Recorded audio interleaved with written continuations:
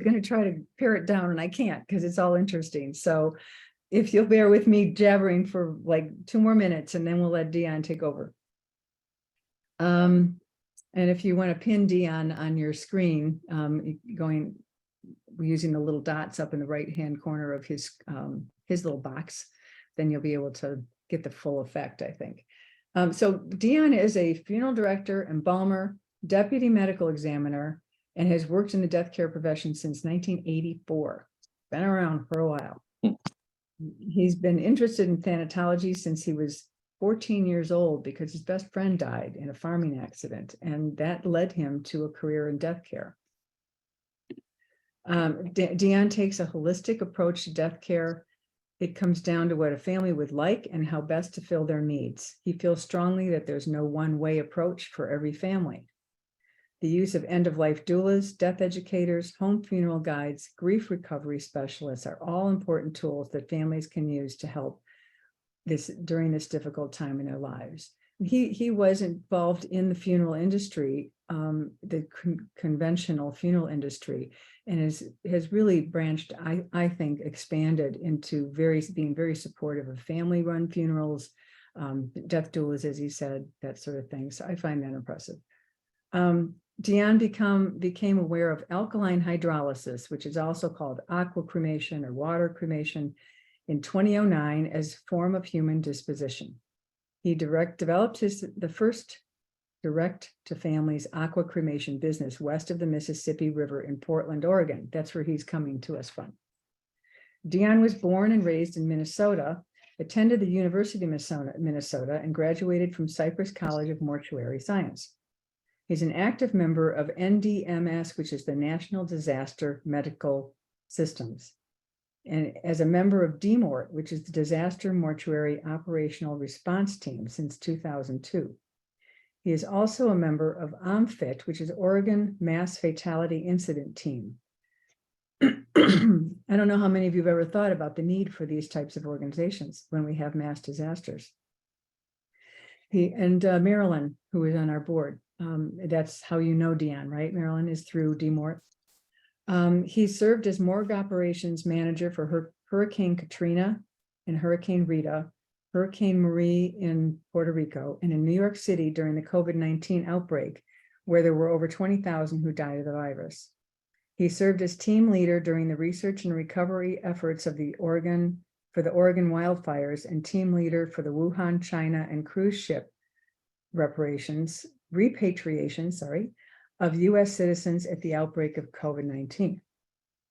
Deon was awarded NDMS Volunteer of the Year for his work at Hurricane Katrina and a Civilian Service Medal for his work during COVID-19 pandemic. He was awarded Baker County Man of the Year for his work on the school and hospital boards. He enjoys serving and giving back to his community. He and his wife, Amy, have been married for 44 years. Also impressive.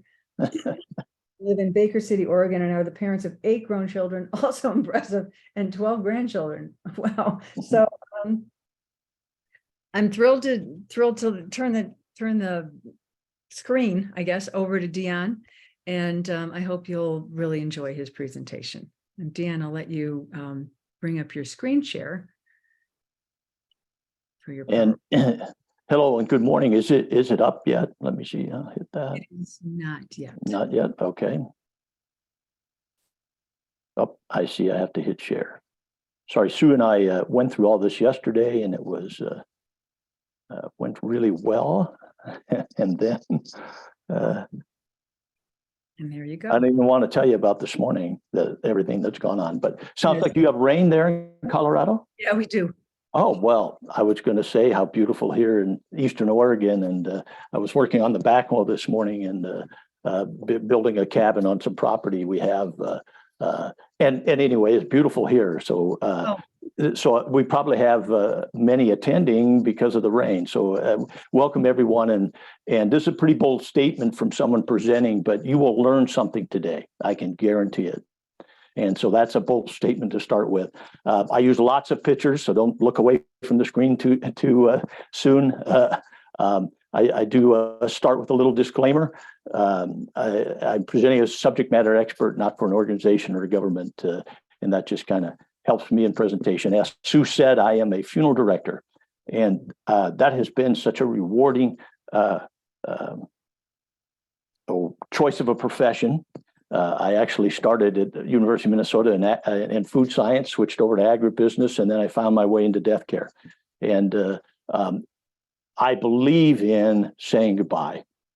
I think a service, however that looks to a family, you don't need a funeral director there. We know how to organize and help, and the little details that come through, it can run smooth, but a family can do this. I encourage families that often have a direct cremation, no services, to at least get together, to barbecue, give a toast. We need to take time to say goodbye. We celebrate all kinds of events in our life, and birthdays, marriages, graduations, the death of a loved one. You've been kicked in the guts. And we in our society have seemed to move on to, we need to get over this quickly. What we need to do is pause, take some time, get our heads wrapped around it, and work towards that recovery. So I'm taking a few minutes here to begin, 5 to 7 minutes, just a little bit about myself. I didn't know you were going to do so detailed, Sue, so that you know where I'm coming from, that with speaking of Aqua Cremation today, it's the only process. Before it was burial and cremation. No one wanted to quite know the details behind the screen of the embalming or the flame on the body in a cremation. With Aqua Cremation, we found we've had to explain the process because we just don't know. It's so new. And so we'll get into that in a few minutes. I am fascinated by thanatology. And Sue, you can see my screen okay? Okay, great. The science of death.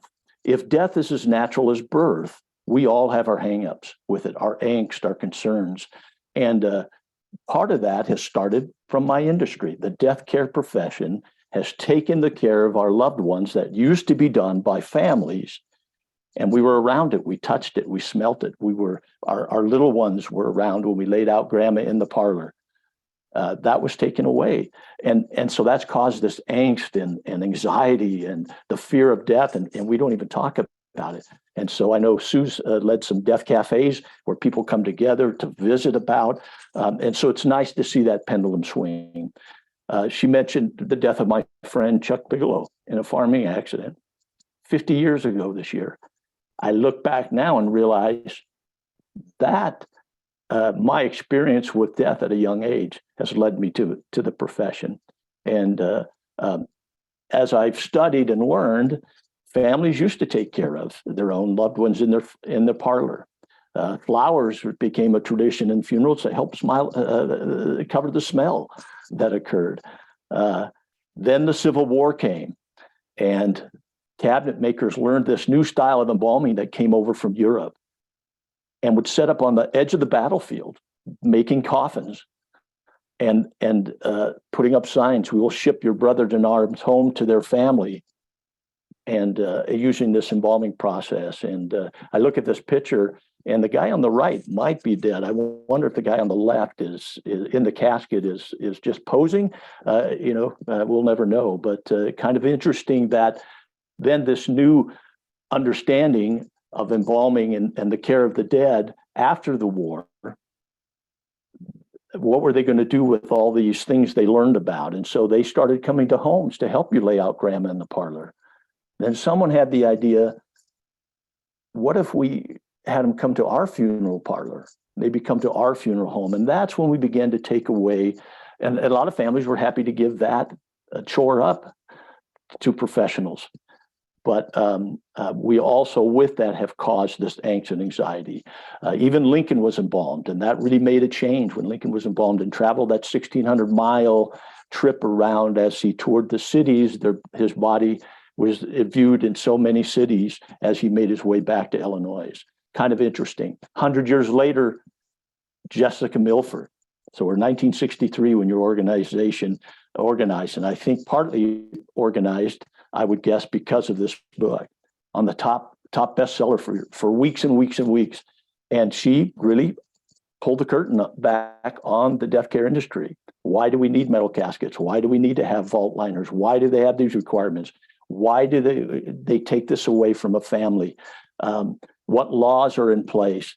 Those laws, speaking of Oregon, most states are like this, but a family has all rights. They're not under the same laws and regulations as I would be as a funeral director. If you contracted with me and you wanted your loved one at home, I could allow you 24 hours at home. But if you took control and asked me not to come till you're ready, the family can have that decedent there for several days. And so it's just interesting how things have changed. And Jessica Milford's book really caused a lot of that change. But interesting, that same year, 1963, John Kennedy died. And can you imagine? The nation needed to heal. The nation needed to come to terms with this death. Could you imagine Jackie saying, John was directly cremated, and there'll be no services? And so it was kind of interesting that same year where hey, maybe we don't need all this from funerals, and then the nation mourned together. I find that fascinating. And so then another 100 years go by, almost, 40 years, as I see things, the trends, the pendulum swinging back to where families want to do more hands-on. And I know in Oregon, a majority of funeral homes now provide a full funeral package. They'll come to your home, help you sponge bathe your loved one, help dress if you feel uncomfortable. And that's the shift I see in the industry that needed to occur. And so I have come in my progression and journey in death care to come to understand. I'm glad to see that those that want to take care of family members have that opportunity in this day and age. Oregon and Colorado are kind of like sister states to me. We have very conservative rural areas, very progressive inner cities, but also this in taking care of our dead, they're very much the same with death doulas and home funerals and those things. My experience came as a youngster. I remember seeing this photograph of my grandmother Natalia's funeral from 1934. She was 36 years old. She died the day after Christmas from pneumonia, 2 years before penicillin was discovered. And so she left her 5 children with her blacksmith husband in Irene, South Dakota. I remember looking at that as a youngster, this picture, and wondering what's going on here, and try to understand. And as I said, my death of my friend, and then through the years in the industry, I knew how I would take care of my family. And my infant son died, and we were able to have a home funeral. This is my father, Palmer, my mother, Millie. They were married 60 years. And when they died, 2 years apart, we brought them to my sister's home in Minnesota. And us boys bathed and dressed my father, laid him in the casket. We had a family viewing then there at the home, later service of viewing later in the evening at the church, and a service at the church, as was their tradition. But that's time, that special time at home, when it was just us children and my mother. And then the grandchildren that came, our children, then all the nieces and relatives gathered. We visited and laughed and cried and ate, and they were both on hospice, which was really a great service. They both knew the end was getting close, and actually had us all come home, us 8 children, come home for a 5-day weekend, and we got to say our goodbyes. I feel very fortunate that I was able to say goodbye. So many of us don't have that opportunity. 2 years later, we did the same with my mother. My sisters bathed and dressed. And the grandchildren actually asked, first with my father, then with my mother, could we have a sleepover with Grandpa at my sister's home? So they laid out sleeping bags. And they still talk about that today. The power of a home funeral, if a family has that need, I think is so fulfilling. In fact, I've had some of my sons follow me in the industry and didn't realize until we spent that time with my parents, the way we did it, that's the reason for a service, is to say goodbye. That time and being together they're ready to move on. Sure, you're sad, but you're ready to move on to the next step in life. And so my experience has been, it's just so powerful and the healing, and then you're ready to move on with life. In full disclosure, I plan to be green buried on my property here in Baker City, Eastern Oregon, in a bamboo basket, much like this. I believe in aqua cremation. It's the wave of the future. I'm just a green burial guy, and we'll talk about how green burial is very much like alkaline hydrolysis. When the body's next to the soil, hydrolysis is occurring. And we'll talk about that in a few minutes. Sometimes I speak at high schools about my disaster work. Many ask, have you taken care of famous people? In Portland, I owned for 14 years a mortuary service. We handled about 8,000 deaths a year. I was a third-party vendor to funeral homes. And so I didn't meet with the general public directly, but we had lots of sports people come through that died, business people, famous people. This woman you all know, probably don't know her name. You know her as Rosa the Riveter. Her name is Naomi Fraley. And this is the picture on the left that that the artist used for his poster for the war. And so when Naomi came into my facility, I felt if anybody should have an American flag, it should be her. I'm also a death investigator for the state of Oregon, which is a fascinating field. Maryland is. You probably have others there, maybe on this call, but I'm always surprised that I can be surprised when I come on a death scene, how people get themselves in certain situations, but also how hard it is to get rid of a body or destroy a body. The bones are so important. That calcium phosphate that's left that we can DNA and recover old case. I know I've worked with a couple from 1967 that we were able to solve with DNA. So it's a fascinating field. Sorry, went the wrong way.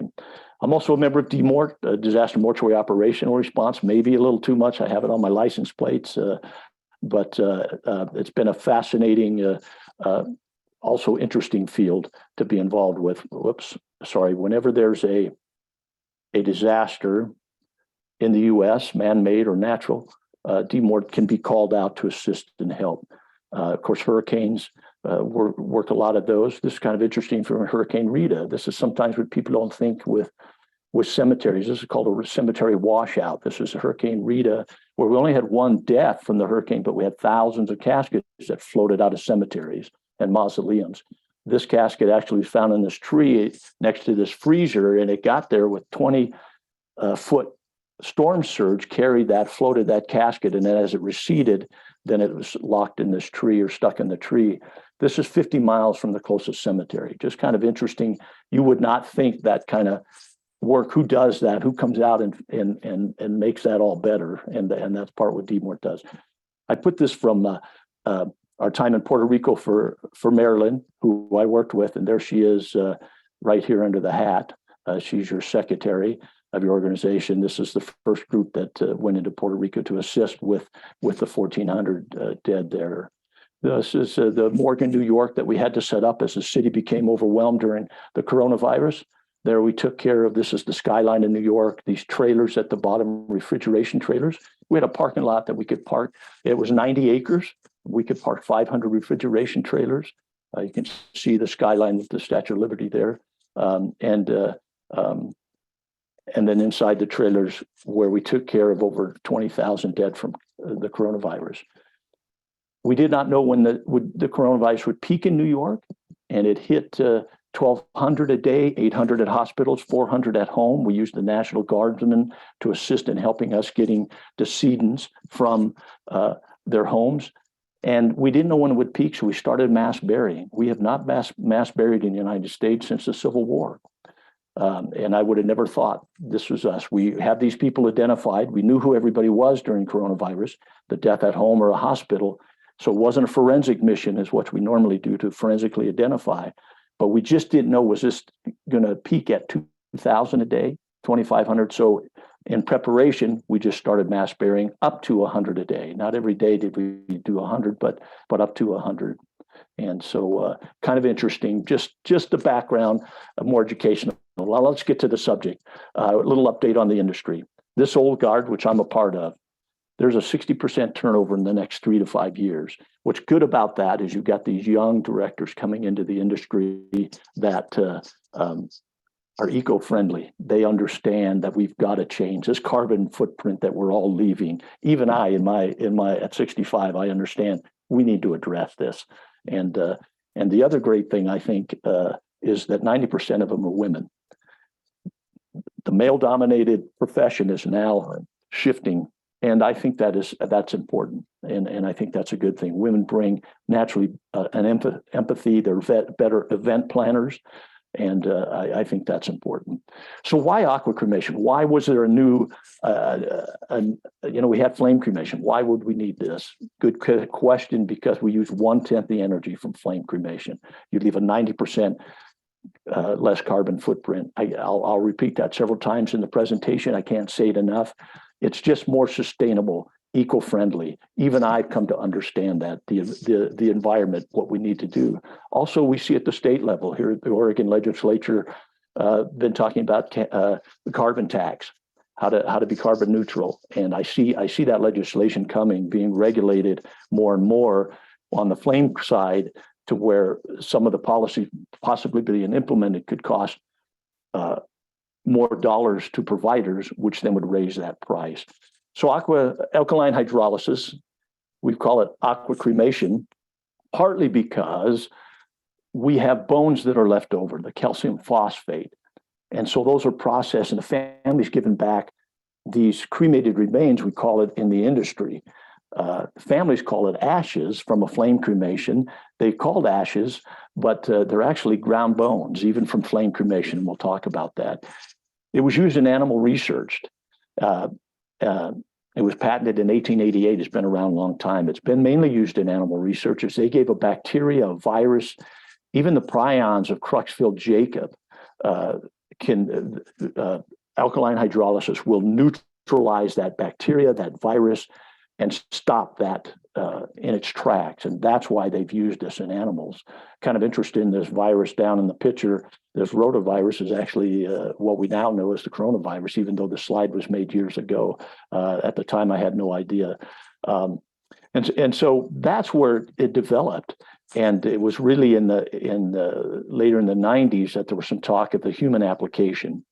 And when I first heard about it in 1998, just in passing, that the University of Florida was using it on their cadaver program. What they were doing with their cadavers, that they wanted to use alkaline hydrolysis, I wasn't sure, but I think maybe it was more of a shift towards being eco-friendly. My alma mater, the University of Minnesota, in 2005, put in an aqua cremation process for their cadavers, and so did Mayo Clinic in 2006.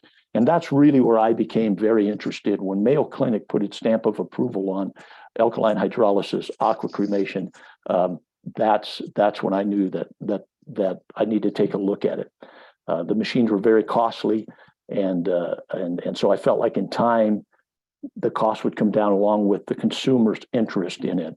I want to talk about cremation a little bit. When I got in the industry in 1984, cremation was 12% of the type of disposition that we did. I'm using some funeral terms here, but disposition, cremation, burial, it can be donation to science, it can be removal from state, and it can be a dissolution, as we call aquamation in Oregon.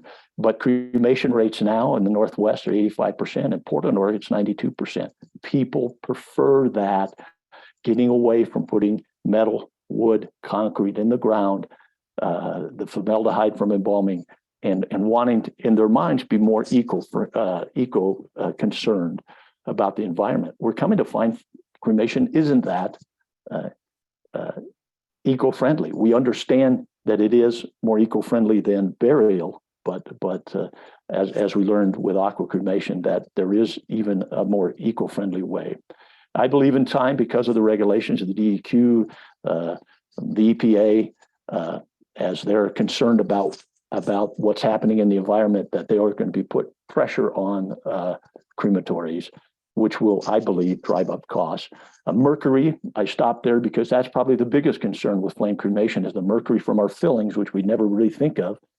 evaporated in the air. I know in Oregon, the Indian tribes have for years, because we rain here so much, that mercury getting into the waterways, into the fish, and into the human. And so a lot of regulations coming. I used a little chart there that crematories are just a sliver of industrial pollution, but we do pollute in the environment. And so there's talk of regulating that through what we call scrubbers. Scrubbers that exhaust from a crematory would run through a scrubber, which would try to clean that air. Those machines start at about $1 million. So can you see, you've got a $250,000 piece of equipment with a crematory. Now you're going to add $1 million worth of scrubber, or even if it's $750,000 scrubber, it's $1 million investment. That's going to drive price up. So back to water instead of fire. And I'm a real believer in this. I've seen it. I've used it. The machine we put in, we've done over a couple of thousand cases, decedents. And to me, it's just a more sustainable way of the future. It's gentler on the body. There's no mercury. It's 90% less carbon footprint, 1/10 the energy. And you actually, because it's a gentler process, I actually call it like a jacuzzi tub effect on the body. You end up with 20% more cremated remains, or a family would call as ashes. In Oregon, we call it dissolution. We did that partly as we wrote the laws. We didn't have to change a whole lot of laws. Dissolution is really just the dissolving of soft tissue. And I'm not sure in Colorado what their term is, but in Oregon, for our legalities, we call it dissolution. And as I present to people, I've come to understand that a lot of people didn't understand cremation, because we don't think of that. When it really was first commercially given in the 1870s, 80s, cremation, I'm sure there was the ick factor of, you're going to burn my grandma instead of bury her.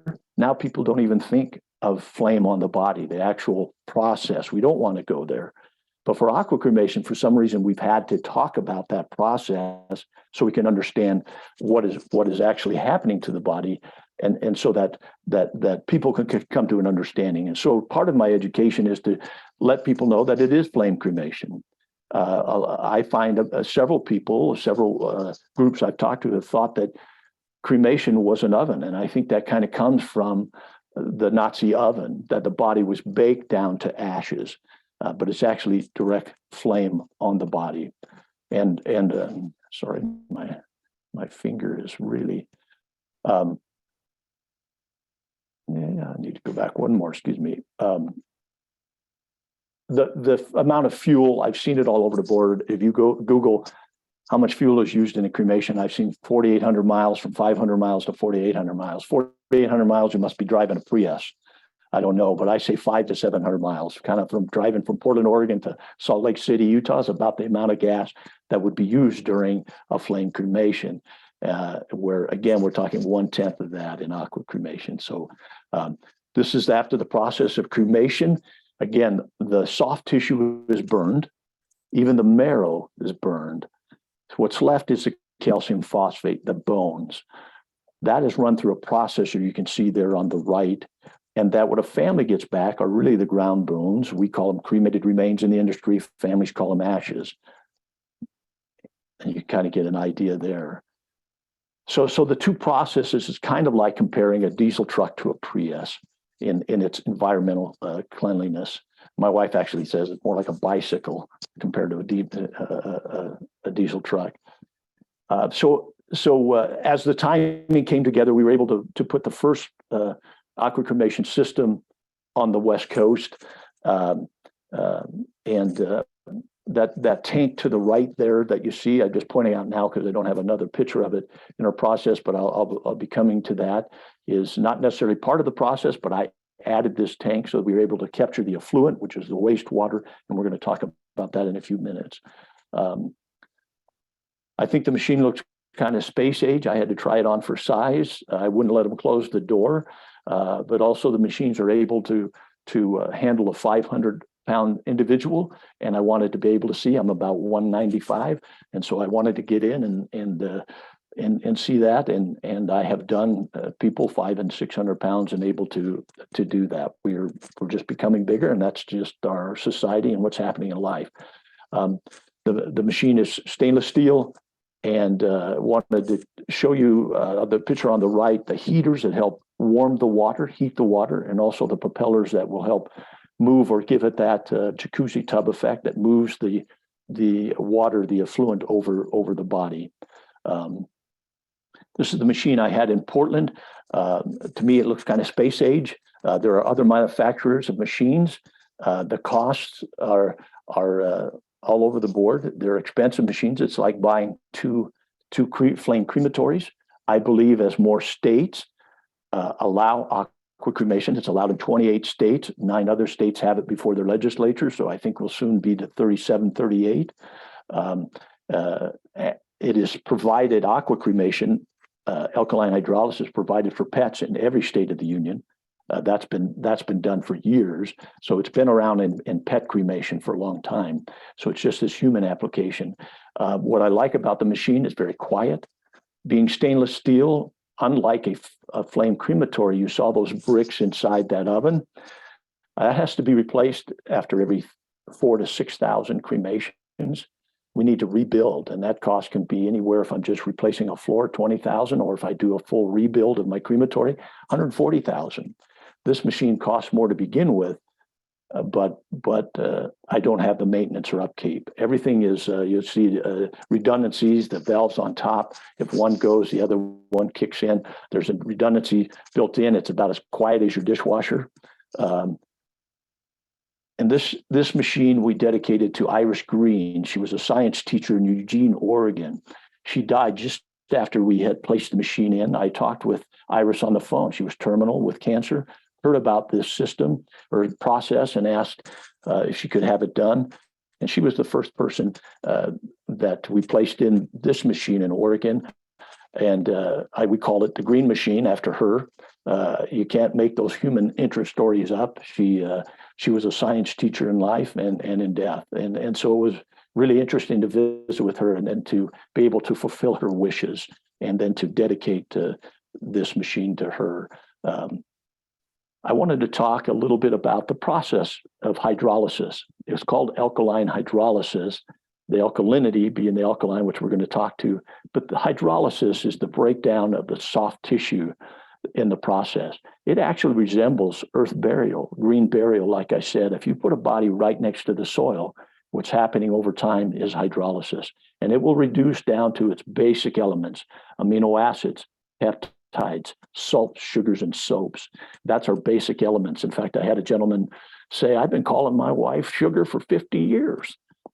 And you're right, we're made up of amino acid, peptides, salt, sugars, and soaps, and it breaks it down. And that's what happens in this chamber in just takes about 4 hours, but the heat up, cool down takes about 6 hours for the process to happen. So it takes a little longer, but it uses way less energy. This is just an X-ray of a decedent in a machine, so you can kind of get the idea as they're placed in.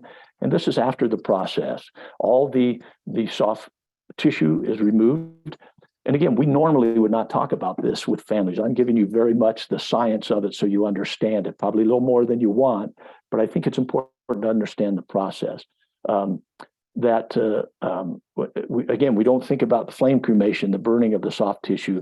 Here we're dissolving the soft tissue. I remember presenting to a woman once who was interested in the process. She said, "You're going to melt my mother?" And I said, well, I thought melt was kind of a harsher word, so I used the word dissolve the soft tissue. Otherwise, we would have to burn the soft tissue. And she said, burn? What do you mean you're going to burn my mother? And I said, well, it's a flame cremation, and that's what occurs. And she said, oh, no, my mother loved the water. She was a sailor. That's what we're going to do. She just didn't understand. She was one of those that thought it was in an oven and you bake down. And so these bone fragments, we call them bone shadows. They're actually very, very fragile. If you squeeze it just a little bit, they'll fall into sand. So they're not the hard bones you think of. It's very, very delicate. And those are run through that process, or as I said, just like the flame cremations, that were reduced down to cremated remains. Very white in color compared to flame cremation because you don't have the carbon from the flame. And so they look different to families. They're actually, the texture is different because the process actually takes more salt out of the calcium phosphate out of the bones. And so it actually more like I want to say like a powdered sugar compared to flame cremation. I would compare it to maybe cornmeal, the textures. And so even though we receive 20% more because of the gentleness of the process, so we're returning more of the calcium phosphate of the decedent to the family, they still fit in the same size urns because of the way the texture is. They actually can compound better in the urn. My son put this in. He likes his jokes. Don't confuse grandma. So someone asked me at a conference, green burial conference, we were talking about aqua cremation. You spout off this 1/10 the energy, 90% less carbon footprint. How do you know that? Have you seen studies? Are you just saying what the manufacturers? And I had to admit, I'm saying what the manufacturers because I trust them. I didn't think they lied, but I did go home and did get on the internet and found this great master thesis study for Elizabeth Keizer out of the Netherlands. It's an 80-page study. Go online, download it, read it. It's very interesting. She took examples of funerals from growing flowers, growing the trees for wood caskets, processing the metals for burial caskets, all those, I think people driving to the funeral. She really broke down what's the environmental impact. She doesn't compare green burial, which I think would be between cremation and alkaline hydrolysis, because you are doing, again, some renewable, like a bamboo casket basket that I'll be in, but that is a renewable type of material to use. And so she's done this comparison. Actually, she's in euro dollars, but I want to show on the alkaline hydrolysis, it actually, because you don't have the human toxicity and the particulate matter formation, it actually has some positives, which are a negative in the use. She also went on to look at the CO2 factor, and that's probably the biggest thing, is comparing all the ways.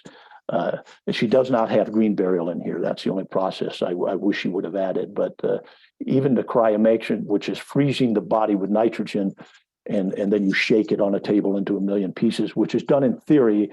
It's so expensive. I don't think everybody that I've done the research has done it. It's in theory the cremation where they would freeze the body. But resumation, also another name for aqua green cremation, just the up above the 705 pounds of the carbon dioxide from a flame cremation, I find fascinating. But it's a great study. So then I could say with confidence, yeah, it is more eco-friendly. The studies show it, and I again, just good for the environment. We're going to talk about the chemical that we use. Again, this is my son, and joking with his, the pioneers used to call it potash. Colorado and Oregon know potash as it is today, but back in the day, potash is really ashes from the pioneers' fire. They would take the ash from their fire, put it in a pot, thus potash, add water, boil it down, and skim off then the caustic lye, the sodium hydroxide, like the potassium hydroxide. They use it to make soap. They would take the renderings from an animal, the fat from an animal, add that caustic lye, and that's how people make homemade soap today. Actually, the chemical we use, potassium hydroxide, is a food grade ingredient.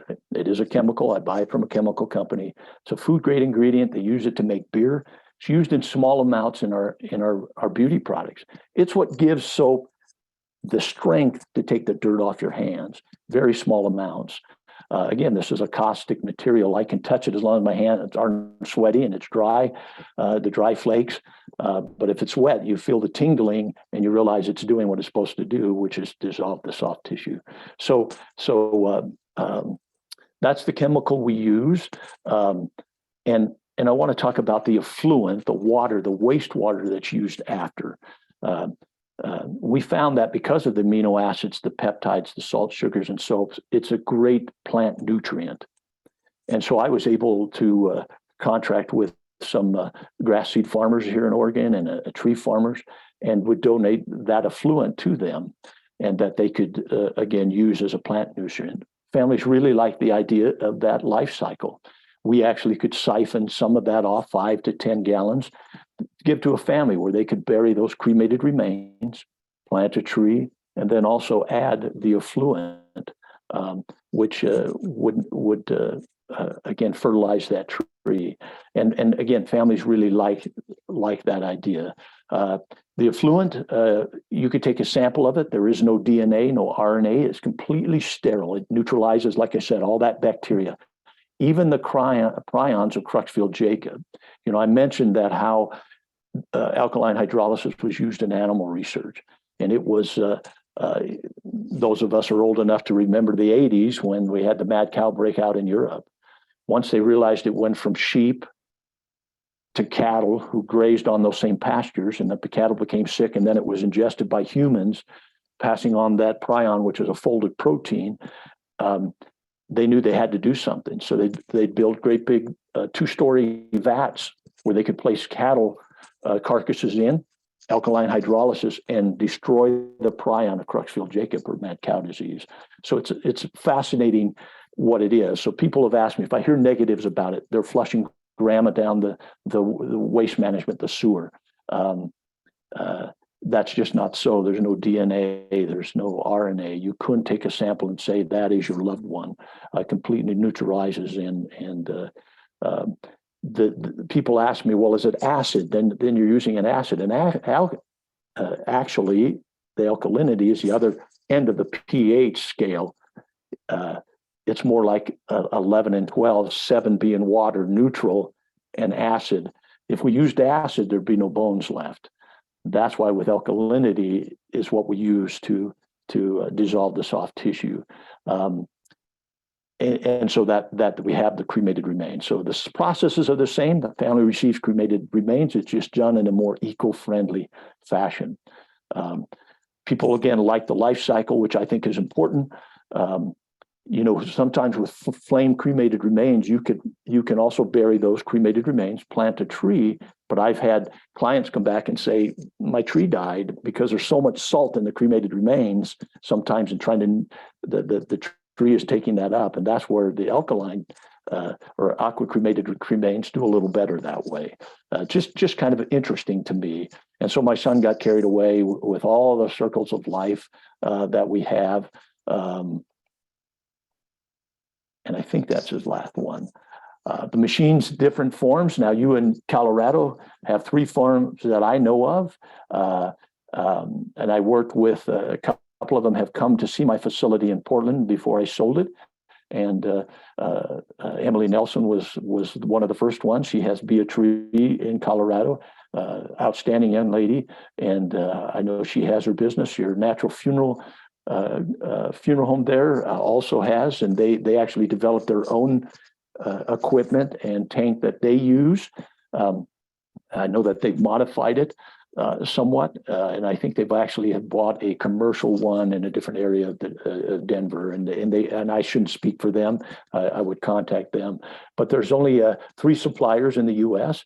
And that machine at the bottom is probably a $500,000 machine, where my machine was more in the range of $300,000, and that's a lot of money. But again, a crematory is $200,000, and then you have that rebuilding that goes on. Now, people have asked me, and I'm just going to stop on this page. This have asked me. Well, I lost that thought. Sorry. Maybe it'll come back. This is actually a shirt-tail cousin. If you've ever been to Oslo, Norway, there's a great big park in Norway. It's a 90-acre park, and they have beautiful life sculptures that I'm amazed when artists can take something and actually speak to you. Even in that big stone, the look on his face and the tenderness with the child. And I'm kind of in this phase of life where it's my wife and I, and I just love that. And so I will end with that on the screen. And I know I've missed a lot. And so if you have questions, I'm going to open that up right now. But I hope that I've been able to help you understand the science of it and how it works, that it's eco-friendly. I will say that in Oregon, what I found is my clients price that the same as their cremation. They were going to add a little more. People are willing to pay a little more for eco-friendly, but they ended up, it's just easier for them to keep it the same price, Flame or Aqua. And so that's nice to see that it can be within that price range. Again, competition always will affect that. As more machines come online, more will help drive that price down. Again, it's spendy to get into initially for an operator, but over time, it's less to operate. It's less than running a flame crematory. And so money is made in the long run that way for the producer. And so they're able to offer it at the same price, I believe. All right. I'm gonna be quiet and open it up to questions if you have any. Well, thank you so much, Deon. That was a lot of info and totally interesting. We do have a couple questions, and people, will you throw your questions into the chat, please? And then we'll relay them to Deon. Someone is asking, how long does the process take, start to finish? Good question. And that will help me bring up a couple things I just thought of, that point that I lost. The type that I use is 6 hours. That's the heating up of the water, and then the cooling of the water. And so it takes, the process itself is 3.5 hours. Flame cremation takes 2.5 hours.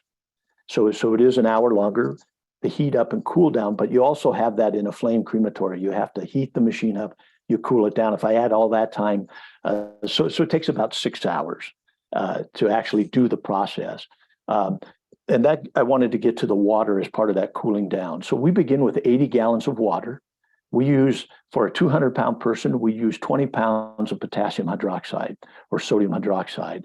And so it's 10% of body weight is the chemical we add. And that there's a couple of rinse cycles that go through it. So we actually end up using about 225 gallons of water in a process.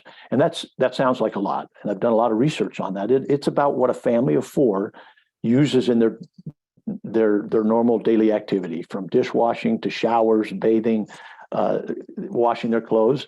A family of 4 uses about 225 gallons. I've also learned a lot about waste management, because the effluent is recycled in 2 ways. One, as I told you, it can be used as a plant nutrient. And of course, the ground's going to filter that water over time, and it will return to be reused and recycled. Waste management, and I am allowed to send my effluent. Let's say the farmers hadn't come, my tank is full, and I had someone to process or cremate. My machine would automatically just convert it and go into the waste management. And so how can it be recycled in waste management? I learned a lot about waste management. They recycle every drop of water they can. They actually Portland was very forward thinking with allowing aqua cremation, because they know that amino acids it feeds the good bacteria that help clean their pipes, and it helps their whole water system. And then they will also get every drop of water they can out of the system, and is recycled that way. And so when people ask, what happens, it's recycled, and it's recycled in 2 ways, one of 2 ways.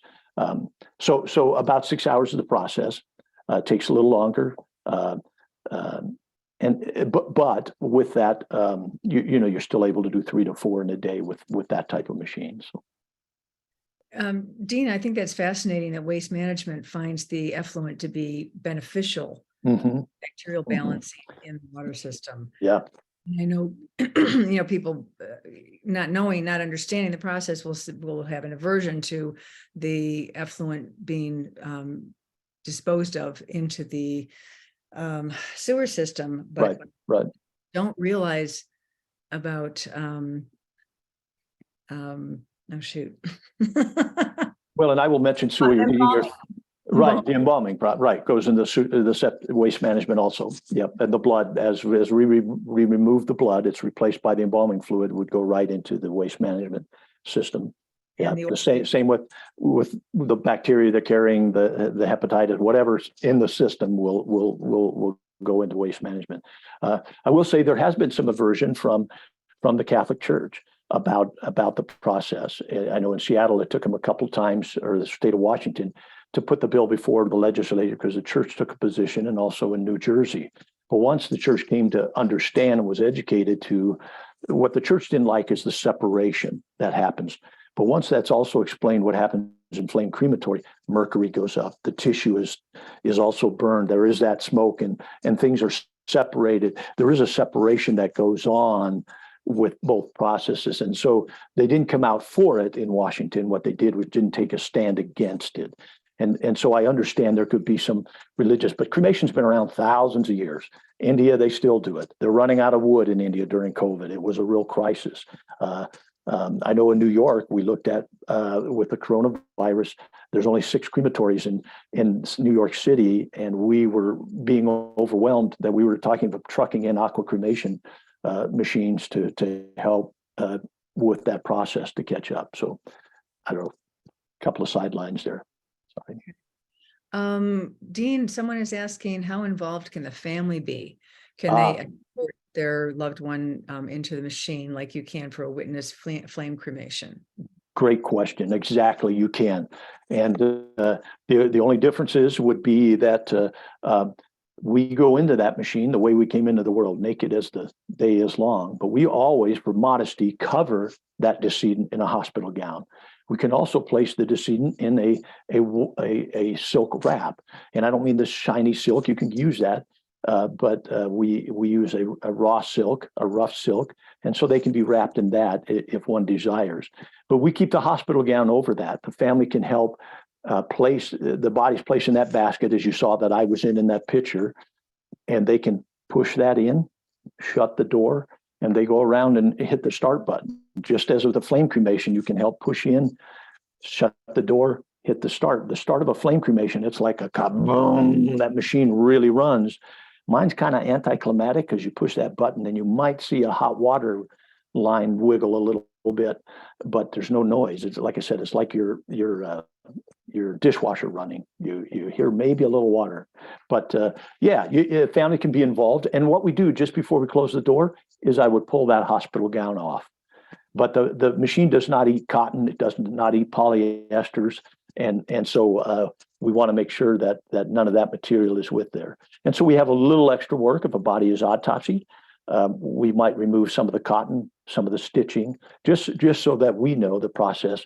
We'll make sure that it happens. Really, that is so that doesn't clog my drain is all, is why we remove. And the other is it will eat leather and wool and things like that. It's just easier the less that's in there to have to try to process.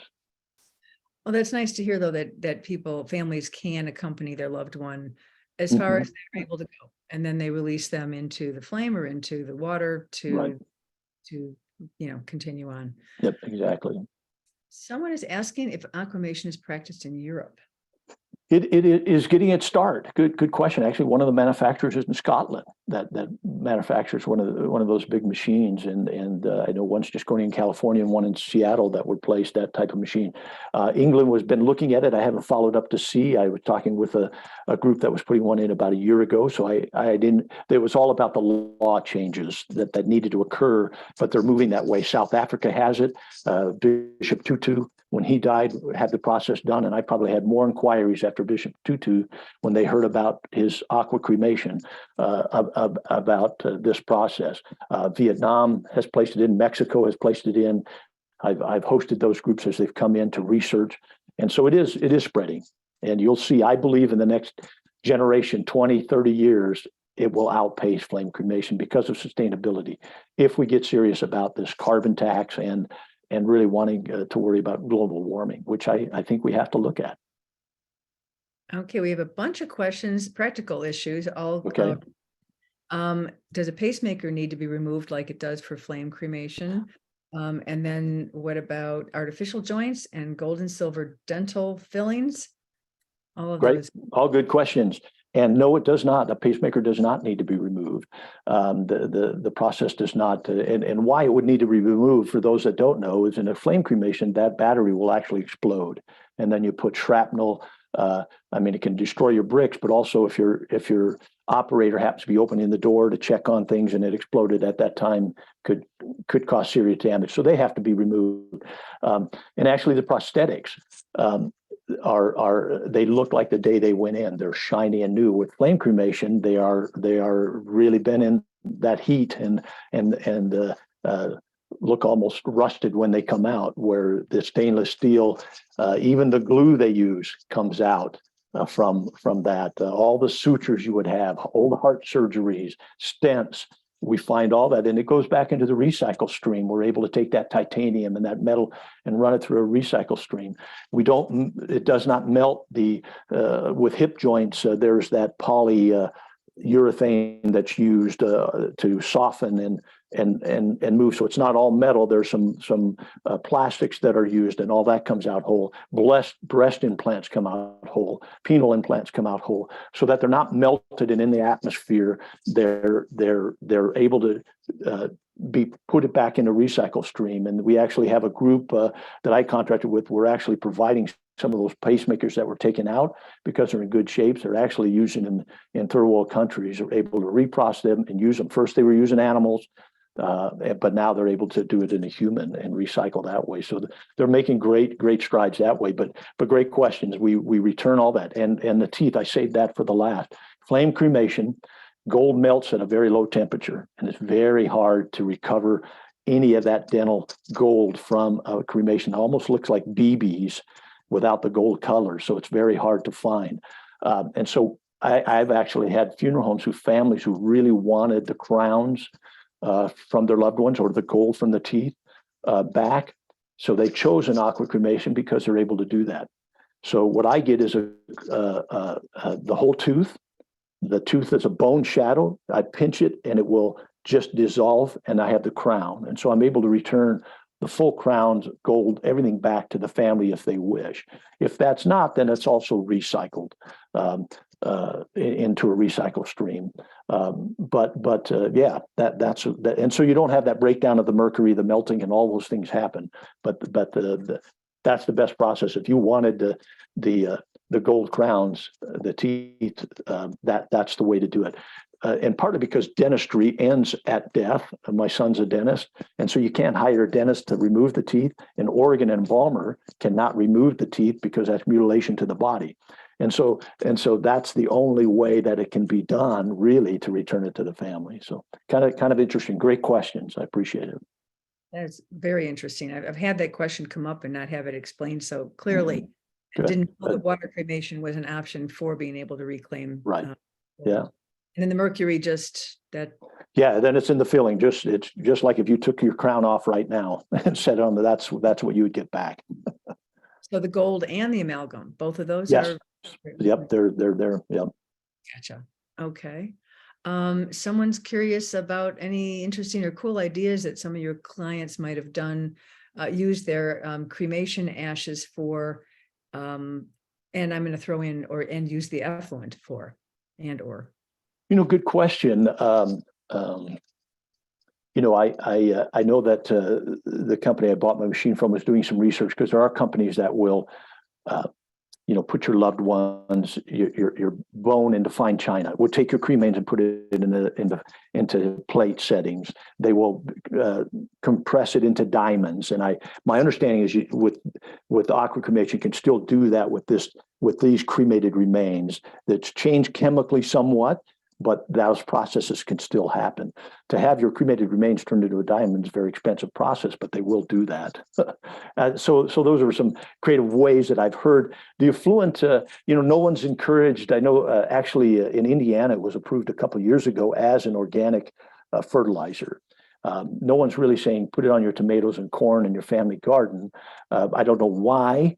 Because I understand it's sterile, but they're staying safe with doing it in trees or grass or flowers or those type of fertilizing that way. But that's all that I've kind of heard of is used. Yeah. I know there was a family at the natural funeral that used the natural funeral. The husband had been a master gardener.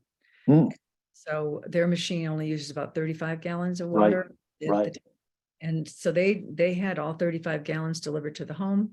And the wife had all of their family and friends over. Mhm. They did ceremony in the backyard with all of her husband's effluent watering his plantings that he had planted. Right, Very meaningful. right. And But I- their process is more condensed, so they actually, I believe they it's very, what do I want to say? Yeah, condensed is the word that's coming to me. Where mine is more watered. What do I want to say? Not as, and so they can add water, so they don't overpower a plant. I think. But the reason we only offered the 5 and 10 gallons to a family, as you can imagine, 225 gallons is 4 barrels of this effluent. We could do that to a family. It's just not practical to move it around and get it to a family, and the weight, it's 800 pounds of that. So again, it can be recycled that way through a family's use. But I really come to understand, even if someone says they use 35 gallons of water, 225 gallons, it's going to be recycled. It's going to be returned into the water table, eventually filtered through the ground, or it's going to make its way back and recycled. And so I know as the system went into Las Vegas, where they're very concerned about water usage, they went in with the bioresponse machines and finding that they're still able to recover a lot of water. So the actual water use, what you lose, I can't say. I just know that the recycle, it still returns to the earth and can be reused, and filtered over time. So. Right. Another question, how hot is the water? Good question. With the system, there are 2 types. Think of it as a low temperature and a high temperature. They use the words low pressure and high pressure. So you could do this at home in your bathtub if you add enough alkalinity and water and gave it enough time and just kind of let the water do its thing. That actually takes many hours. So the low pressure system, low temperature system, gets the water to about 165 degrees, about what's coming out of your shower. And that takes about 12 to 18 hours for a body to be processed with a low temp machine. So you can do one a day, so to speak. The reason I got a high temperature machine, a high pressure machine, is so that my machine, if I went back to that picture, has a steam jacketed wall around it. So we're able to add or turn the temperature up by increasing that temperature 140 degrees to 302 degrees. It speeds that up from that 12, 18 hours to 4 hours. Now, we all know water boils at 212. The reason for the steam jacket is so that we're not boiling the system, that the body isn't boiled. I've had people say, "Oh, you're just pressure cooking, mother." That temperature cuts that time. So as you add heat, alkalinity cuts your time, and so it's either add more chemical or add some heat. And by adding the heat, then we're able to. So the question is, some systems get to 302 degrees, unlike a crematory that gets 1800 degrees. But and that speeds up that process, and that's how it's able to do it in that 4-hour time. Okay, thank you. Going back to someone was asking about pricing. You had said that in Oregon, the pricing is the same, generally speaking, direct cremation. Yeah. So I always find it interesting. Probably the biggest question I'm asked as a funeral director: well, is cremation cheaper than a funeral? Well, they're comparing apples and oranges. Now I sound like a salesman, don't I? But we're saying that a full funeral at the church and the hearse and the casket and all the things that are involved compared to a direct cremation. A direct cremation is where we would take the body from the place of death, the home, a nursing home, directly to the crematory. It's cremated, there's no services. Compare that to a full-blown funeral, you're definitely a lot of prices. Actually, in my small town here, it's cheaper to direct bury. If I was to take that body from the nursing home and go directly to the cemetery and bury it, it's cheaper if you compare cost, because our opening closing of our grave is less. My grave space is here, $150. Unlike in a metro area where, so it all depends regions and areas you're from. So if I was asked that question, is burial cheaper than cremation? I could say, well, burial's cheaper if you went direct, like a direct burial or direct cremation. So we want to compare apples to apples. So that direct cremation price in Oregon, you can probably find from $800. I would say the average And again, that's just the cremation, the decedent picked up, processed back to the family, no services. So as you add services or the use of the funeral home or the personnel, those costs will rise, either either cremation or burial. But my clients have found to price them the same. That way they're not having to explain price difference to families. And so we find Aqua Cremation at $800 in Oregon, up to that $34,000, $3,900 for thousands. Also, it's just that's also where their flame cremation price is. And if there is a price difference, it's usually within $400 to $500. That the Aqua Cremation might be a little more expensive. And some guys, just to know the marketing of it, assume that people will pay a little extra for eco-friendly, not thousands of dollars more, but they might pay a little bit more. But in Oregon, that's what I'm finding. Not sure of your Colorado market, where they're on the board, but I can assure you, as more firms place Aqua Cremation in, that has to help that competition to keep that prices within reasonable range. But that's just a business aspect of it. Yeah, I think we have a different business model here in Colorado, maybe because we're so new, but the pricing seems to run $1,000 to $1,500 more than flame cremation at the same funeral. And as we know, these things run like crazy difference. Direct cremation, flame cremation here in Colorado, and I think, in many, many parts of the country, can vary from $800 to $4,000 for the very exact same process. It may $4,000, you may get a little more hand-holding, involvement with the funeral home or not. But yeah, this is a big reason why we really stress for people to do your shopping, your planning ahead of time, because when you're clear-headed and you're not at need, that's the time to research the different offerings. And it's not all about price either. Obviously, there's services that you're receiving and the ethical standards of the place that you're working with, and having references and that sort of thing. So it's not just about price, but it's a factor, and you certainly want to be aware of how things differ before you end up at a time of need and kind of frantic or having to make a quick decision. And I could tell you, as a small town funeral home, and that's where I got my start, your name and reputation is everything. You have to, if you're not providing for your families, and they understand it's a business transaction, but you also have to be reasonable, and you have to shop with those people. You see them around town. I remember years ago, I had a rancher come in, and their father had died, and they wanted to buy my bronze casket. I'd love to sell them a $10,000 casket, but I also knew their dad lived within a budget. And I said, we really need to pause. You guys need to talk it over, because I know your dad, and he would not. This is not what he wants. And you do that as a small town funeral home because you have to live with these people and understand. What I'm trying to say is you take advantage and you'll be out of business. You need to do what's best for your families, and that's why try to make that my business model in working with families. What do they want? How involved do they want to be? And make that happen and memorialize their loved one. And a lot of people in the industry are that. And just as you said about the family-owned funeral homes, corporations, they're getting into the business, to be real frank with you, because of the sheer number of deaths that will occur in the next 20, 30 years. I'm part of that baby boomer.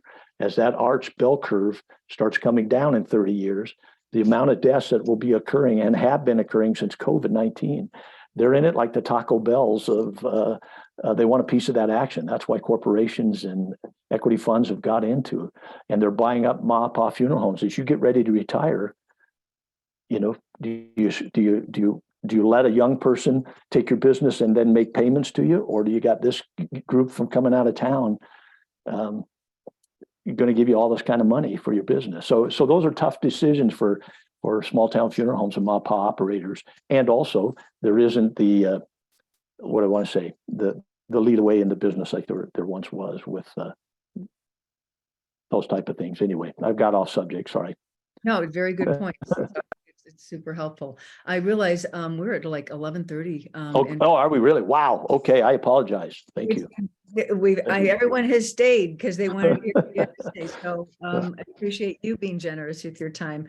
There's only one more question I will address, ask you to address, and then we're going to let you go. Okay. Someone said that it seems like it's family-owned funeral homes that are doing aquamation, and wondering if the big corporations have gotten, they're joining in on this. Right. It's kind of mixed. I would go with that. Family funeral homes. It's a way for them to offer. Maybe they couldn't afford the big flame crematory years ago, and now they can subcontract it. There's so many of them out there. This is something different they can offer to their community, and being eco-friendly, putting themselves out there. What I've seen is actually corporations taking some of the aqua out because they're so flame is their way, and that's the way they're going to go. They know that system, they're going to do it, and they have that equipment, and that's what they're going with. And I think that's a shame to actually have seen, not a lot, but I've seen a machine or two come out from when they sold into corporations. And so, I think it's a great opportunity for family-owned businesses to be involved with it, because it's an option that others don't have. Yeah, it sets them apart. Okay. Well, I've appreciated everybody's time. You've been so kind to stay online, and I as you can see, I can talk a lot, and I get hairpin turns, and I'm everywhere. But I hope that all made sense, and I come back to hopefully you learned something. Hopefully you found out something you didn't know before.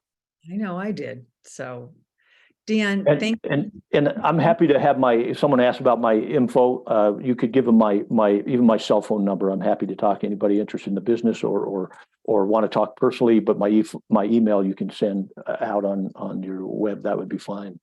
So that's very generous of you, Deon, and I will do that when we send the recording out to folks who weren't able to attend, and anybody here who wants to re-listen or share it. We'll include your contact info. All right. Thank you. Very generous of you. Thank you so much. Right. Bye-bye. Thank you. Bye. Bye-bye. And board members and anyone else who might like to hang on while we just re-elect our officers. Please, anyone that is interested at all or be willing to talk to us about becoming a board member.